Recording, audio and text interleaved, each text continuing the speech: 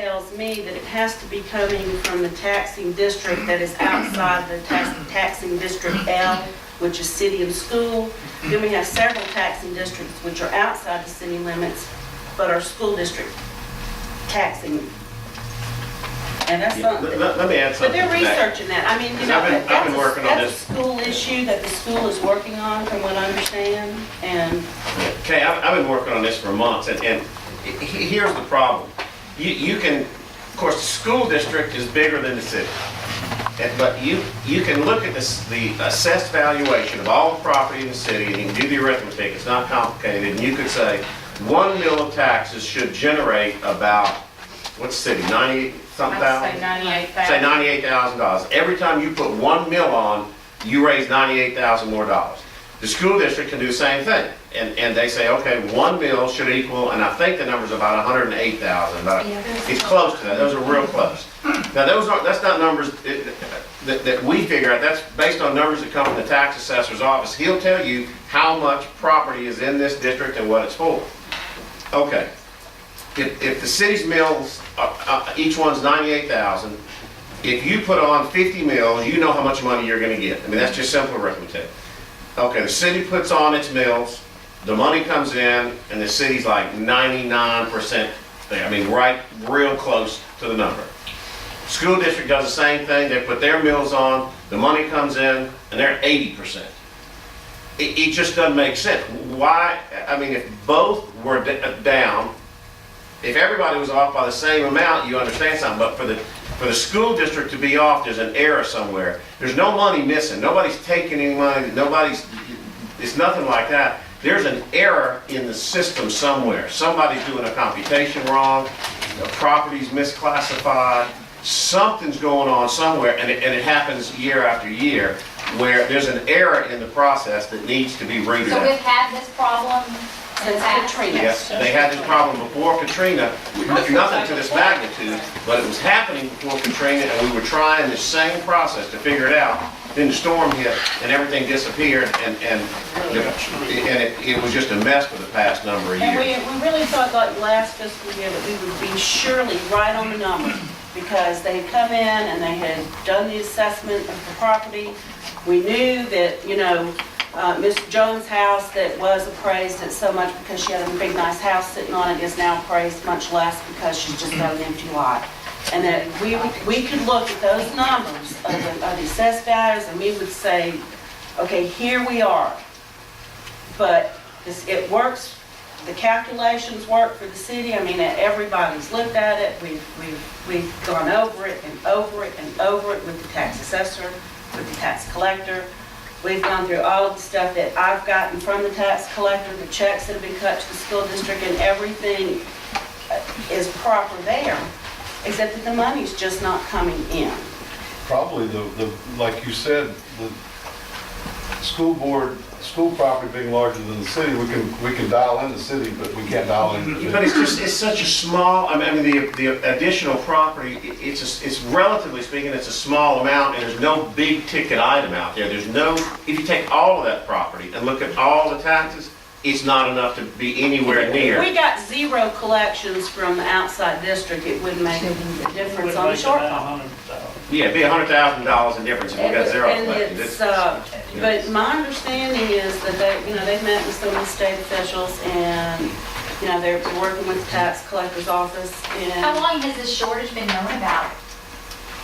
well, they were kind of starting to say something right before Katrina, and then Katrina hit, and then, of course, Well, I nobody, guess I'm talking about for this year, this $1 million. How long have you known that there's been this shortage?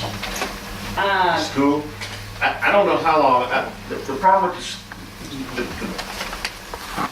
the school and the city get money the same way when people pay their taxes. Now, the school gets it, all the school gets is property taxes. They don't get sales tax, they don't get anything else. So property taxes come in a couple of big, large lumps, usually. The tax bills will go out the 1st of December. A lot of people will pay their taxes before the end of the year so they can write them off this year. A lot of other people won't pay them until they're delinquent, which I think is January 30th, so you get a bunch next year. Some people will straggle along and pay them, and then finally in August, when you have the tax sales, there's another big lump there. So it doesn't all come in at once, so it's hard to say, well, this grew over a period of months. When you get your tax collection, when you get your initial tax payment, say, settlement in January, which is for all the people that paid before the end of the year, the school district can look at that number and say, okay, we got 40% of our budget today.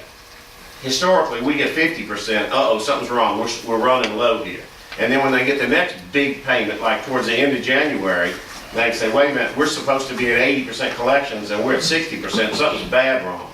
But before you get those payments, you don't receive regular monthly income, so you can't say, well, we're starting to run behind. There are some indications, but it jumps up all of a sudden when you have those big, giant payments like that. So if that happens at the beginning of the year, why is it a sharp fall at this time of the year? I mean, why have they just figured out they're $1 million short in December? Oh, I don't think that, they've seen it come. They have known that there was a shortfall coming and been trying to figure on it. They just did not know how big it was going to be until they see now what the numbers are that are coming. We'll get a big tax distribution in September after the tax sale in August, and I think that's when I distributed the tax sale. You see, that'll be the next fiscal year. It was really exciting, and then that was like in September, and then they really started looking at what was going on, and I think that I talked to Jamie and Miss Hamilton about a month ago, and I think I was trying to get ready for my surgery, but anyway, they came in and we talked about it, and that's when I got Mr. Tuggle. I said, the first thing that you're going to do when he started working here is I want you to sit down with all these tax distributions, and I want you to actually go through it line item by line item, and I want you to make sure that I haven't missed something, that I haven't failed to cut a check, or, because, it gets crazy in there sometimes. So But I guess there's no way that, I'm not trying to accuse anybody who comes out this way, it's not my intention. There's no way that the city kept more money than it was supposed to keep. I don't know. I don't mean this the wrong way. Becky gave you a pretty detailed explanation, but the bottom line is, the tax assessor sends her a piece of paper saying, here's how much money goes to school, here's how much goes to you, write a check.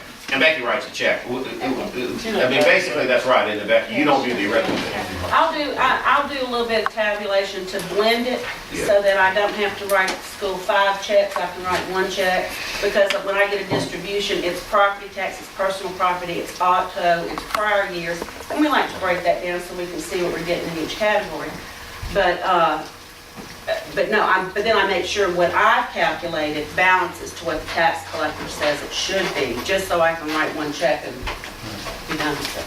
And I guess just to summarize, where we stand right now with the investigation, everybody saw this article in the paper, and it was, I guess, provided some information, but where is it now, and when do we expect an answer, or do we know? This is a school thing, and I wasn't aware there was an investigation. Their next meeting. But the city's been clear. The word investigation was in the newspaper, exactly right. I think that's, I don't think it's inaccurate, but it would have been better if it was a different word. I was not in the meeting and all, so I can just tell you what I was told, but the school board asked the auditor, because the auditor's got this expertise, to look into all the taxing, the way we calculate things, the way we figure things out at the county, at the city, at the school, to figure out where the systemic error is causing this recurring problem.